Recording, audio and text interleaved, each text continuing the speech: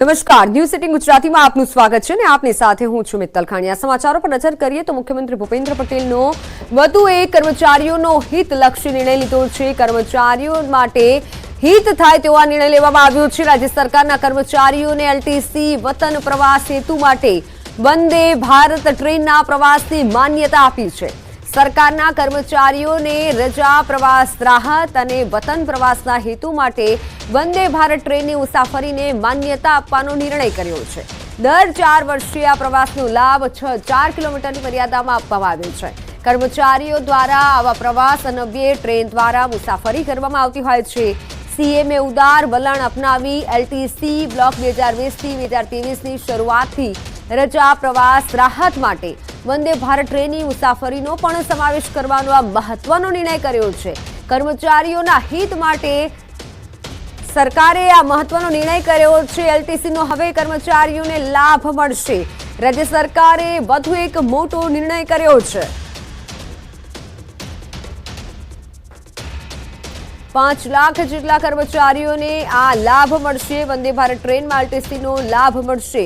સરકારી કર્મચારી માટે વધુ એક હિતલક્ષી નિર્ણય, જેમાં એલટીસીનો લાભ હવેથી કર્મચારીઓને મળશે। ભૂપેન્દ્ર પટેલ સરકારે આ મોટો નિર્ણય કર્યો છે।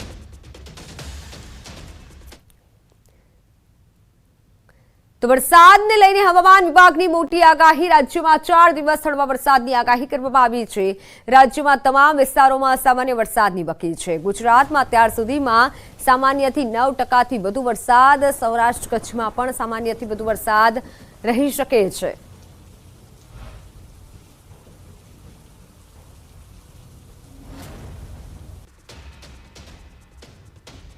વરસાદ ખેંચાતા નર્મદા નીર માંગતા ઉત્તર ગુજરાતને હવે નર્મદા નીરના પાણી મળશે। રાજ્ય સરકારે સૌરાષ્ટ્ર સહિત ઉત્તર ગુજરાતને નર્મદાના પાણી આપવાનો નિર્ણય કર્યો છે। આ તરફ બનાસકાંઠામાં નર્મદા મેઇન કેનાલ ટોટાણા એસ્કેપથી 311 ક્યુસેક પાણી છોડાતા કાંકરેજના કેટલાક ગામને એલર્ટ કરાયા છે। નદી વિસ્તાર નજીક આવેલા કાંકરેજના ટોટાણા, સિયા, શુદ્રોસણ, સોહનપુરા અને ભદ્રેવાડી ગામોને સાવદા કરાયા છે। સરદાર સરોવર ડેમમાંથી કોઈ પણ સમય પાણીનો જથ્થો છોડવાની સ્થિતિને લઈને સૂચના અપાઈ છે। હાલ કાંકરેજ મામલતદારે નદી વિસ્તારના ગામોને તાકીદ કરી છે।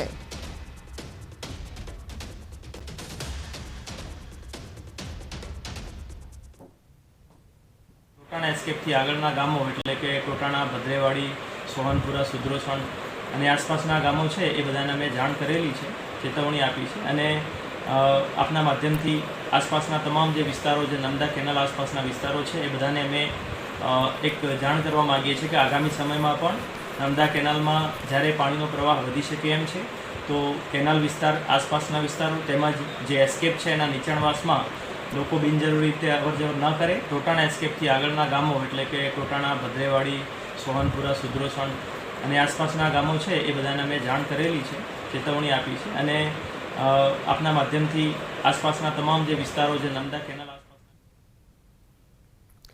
તો હવે વાત ભૂતિયા શિક્ષકોની। જ્યારે પાણીનો પ્રવાહ વધી શકે એમ છે તો કેનાલ વિસ્તાર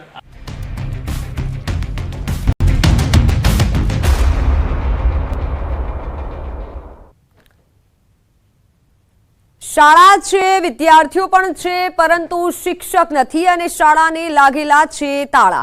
આ દુર્દશા છે કચ્છના એક ગામની। બાળકોને ભણવું છે પરંતુ તેઓ શિક્ષકની રાહ જોઈને બેઠા છે। વાત છે ભુજ તાલુકાના પાયરગા ગામની। આ ગામના લોકોએ વારંવાર રજૂઆત કરી છે, છતાં અહીં શિક્ષકો નથી મુકાતા, જેના કારણે લાંબા સમયથી શાળા બંધ હાલતમાં છે અને બાળકો ભણ્યા વગર ટળવળી રહ્યા છે। પાયરકા ગામે બાળકોના ભવિષ્ય સાથે ચેડા થઈ રહ્યા હોય તેવા દ્રશ્યો સામે આવ્યા છે। બાળકો શાળાએ મારેલા તાળાની ચાવી લઈ શિક્ષકની રાહ જોઈને બેઠા છે। શાળા લાંબા સમયથી બંધ હોવાથી સ્થાનિકોએ અનેક રજૂઆતો કરી છે, પરંતુ શિક્ષણ વિભાગ દ્વારા શિક્ષક મુકાતા નથી। સ્થાનિક કહી રહ્યા છે કે આ શાળા કોરોના કાળથી બંધ છે।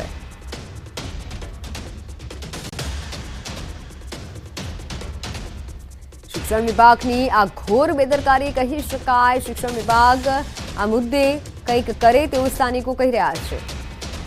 અહીંયા કને એક પણ શિક્ષક ન હોય। છેલ્લા કોરોના કાળથી આ છોકરાઓ પાસે ચાવી છે, તાળું લાગેલું પડ્યું છે, આ સ્કૂલ બંધ પડી છે। અત્યારે ગામમાં જે સ્કૂલ છે પ્રાથમિક શાળા એ છેલ્લા કોરોના કાળથી જ્યારે બંધ થઈ ને સ્કૂલો ત્યારથી લઈને આજ તારીખ સુધી બંધ પડી છે.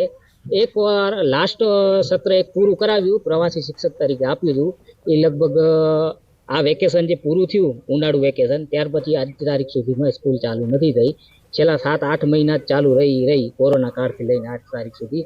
તો અમે લોકોએ સરકારશ્રીને લગભગ નહીં કર્યું તો 8 થી 9 અરજીઓ કરી છે, જિલ્લા શિક્ષણ અધિકારીને, પ્રાથમિક શિક્ષણ અધિકારીને, બધી જગ્યાએ ગાંધીનગર સુધી અરજીઓ મોકલી. હજી સુધી અમારી સ્કૂલનો કોઈ નિર્ણય નથી આવ્યો. નામ છે તારું? શિવમ. કેમ અત્યારે ભણવા જાઓ છો બેટા? કેમ નથી ભણવા જતા? સ્કૂલ નહીં ખુલ્લી. સ્કૂલમાં સાહેબ નથી આવતા? કેટલા સમયથી નથી આવતા? વેકેશનથી. સ્કૂલ બંધ પડી છે, હવે ક્યાં જાય? કેટલા સમયથી બંધ છે? કોરોનાથી. કયા ધોરણમાં ભણો? 5મામાં ભણું છું, પણ હવે અહીંયા 7મા સુધી છે, પણ હવે ચાલુ નથી. તો આ ગામથી 10 કિલોમીટરના અંતરે આવેલા પીરવાડી ગામ કે જ્યાં પાયરકાથી વિપરીત પરિસ્થિતિ જોવા મળી. અહીં ઓન રેકોર્ડ માત્ર 6 વિદ્યાર્થીઓ છે અને 2 શિક્ષકો નિયમિત બાળકોને ભણાવે છે, જેથી સમજી શકાય કે પાયરકા ગામે 16 થી 18 બાળકો છે અને એક પણ શિક્ષક નથી આવતા, જેથી શાળા બંધ છે અને પીરવાડીમાં 6 વિદ્યાર્થીઓને 2 શિક્ષકો દ્વારા ભણાવાય છે. તો આ તરફ શિક્ષણ વિભાગ અલગ જ રટણ કરી રહ્યું છે. જિલ્લા પ્રાથમિક શિક્ષણ અધિકારીએ જણાવ્યું કે પાયરકામાં પેટા વર્ગમાં ચાલે છે. તેઓ તો ત્યાં સુધી કહ્યું છે તેઓએ કે પાયરકાની શાળા રેગ્યુલર શાળા નથી.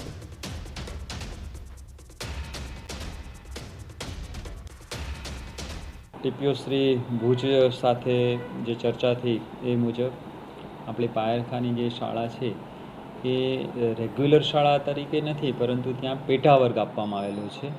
એટલે બાળકોની સંખ્યા જે નિયત ન હોય ત્યારે આપણે એ બાળકોને કોઈ અન્ય જગ્યાએ ન જવું પડે, એટલા માટે સરકારશ્રીની નિયમ અનુસાર જે જોગવાઈ છે તે મુજબ આપણે પેટા વર્ગ મંજૂર કરતા હોઈએ છીએ. એટલે એ શાળાનું અસ્તિત્વ રહે, પરંતુ એ શાળાનું મહેકમ છે એ બાજુની જે મુખ્ય શાળા હોય એનો ભાગ બની જાય છે, કે જેથી આપણે એ બાજુની શાળામાંથી કોઈ પણ શિક્ષકશ્રીને ત્યાં કામગીરીમાં મૂકી શકીએ છીએ અને એ રીતે અમે સૂચના આપી દીધી છે. સમયનો સદુપયોગ કરવાનું જ્ઞાન પીરસતા ગુરુઓ ચૂકી ગયા છે. સમય, શાળાઓ અને શિક્ષકોની સ્થિતિનો તાગ મેળવવા અમારી ટીમ ખેડા જિલ્લાના ગામડાઓમાં પહોંચી. દિવસ હતો શનિવાર, જેથી શાળાઓનો સમય સવારનો હતો. અમારી ટીમ ખેડાના ચાનોર ગામ પહોંચી. શનિવાર હોવાથી શાળાનો સમય સવારે 7 વાગ્યાનો હતો. રિયાલિટી ચેક માટે અમારી ટીમ સમય પહેલા પહોંચી ગઈ, પરંતુ શાળા ખુલવાનો સમય એટલે કે સવારના 7:15 થઈ ગયા હોવા છતાં એક પણ શિક્ષક મહાશય દેખાયા નહીં. તો બીજી તરફ શાળાના ટાઈમે બાળકો આવી પહોંચ્યા હતા, પરંતુ શાળામાં મારેલા હતા તાળા, કારણ કે શિક્ષકો સમયસર આવ્યા નહીં અને વિદ્યાર્થીઓ રાહ જોઈ રહ્યા હતા. તો આમ તો શિક્ષકોનો આવવાનો સમય 7:15નો અને બાળકોને આવવાનો સમય 7:30નો છે, પરંતુ 7:45 થયા તેમ છતાં ન તો આચાર્ય આવ્યા કે ન તો કોઈ શિક્ષક.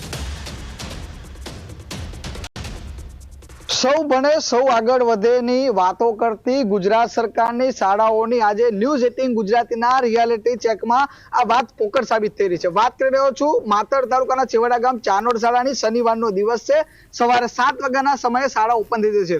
મોબાઈલમાં સમય બતાવીશ કે 7:42 જેટલો સમય થયો છે, પરંતુ મારી પાછળ તમે જે આ શાળા જોઈ રહ્યા છો, આ શાળાને હજુ તારા છે અને બાળકો શિક્ષકો આવ્યાની રાહ જોઈ રહ્યા છે.